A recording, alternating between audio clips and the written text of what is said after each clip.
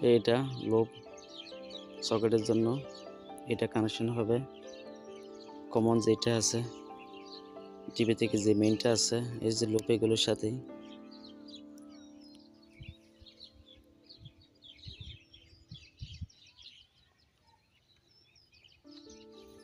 এখন সকেটটা কানেকশন করে দিচ্ছি। যেটা মেইন আছে এটার সাথে যে লোবটা নিচে লোবটা হবে এল এর মধ্যে L1 আর নিউট্রালটা নিউট্রালের মধ্যে হবে।